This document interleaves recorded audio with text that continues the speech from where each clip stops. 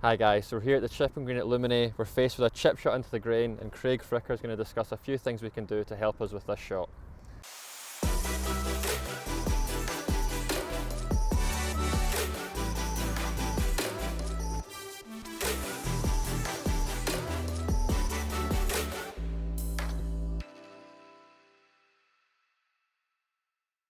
Okay Andy, so we're just at the side of the green here and we're faced with this into the green shot like you've just said. And I often find that some people's technique matches up quite nicely to this, whereas others doesn't. One of the things I often find, Andy, is actually good chippers with really sound technique can struggle with this shot. Here's why. If I play this shot, one thing you'll notice is that the club actually interacts with the ground quite a few inches back there. Yeah. As you can see, that contact with the grass was a good 2-3 inches behind the ball. Now when the grass is growing into us, if we interact the club 2 or 3 inches behind the ball, that leading edge is going to get caught under the grass, pull the club down, and then we're going to end up hitting those duff shots in front of us. Yep. So what I like to go through really is encourage people to go to one end of the spectrum, so either the really high shot or the really low shot that we spoke about in one of the other videos. So it's more of a specialist shot in that instance.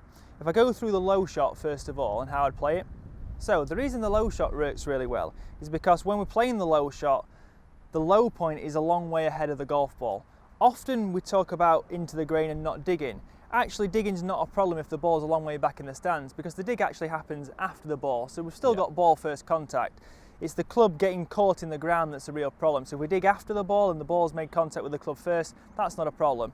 So on the low end of the spectrum, if I move the ball 2 balls back in the stands, so it's right in line with the right foot, and I have the sternum a long way in front of the ball, I suddenly eliminate the dig happening behind the golf ball. Yep. So to demonstrate that, it would look something like this.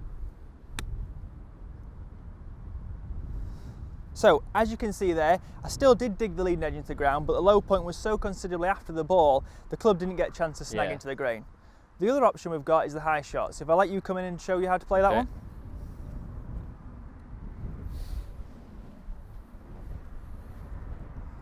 So the key thing with a high shot is we need to move the ball further forward in the stance. Yep. We're wanting to create a shallow angle approach so that the leading edge is pulling out of the ground rather than working down into the grass. So if they move the ball at least 2 balls up in the stance, Andy, right in front of the left foot, the final feeling that I really want you to feel is that the club's working itself up out of the ground. The loft on the club is going to finish quite high with the butt of the club low. That's going to, again, like I say, pull the leading edge out of the ground and out of the grass. Okay.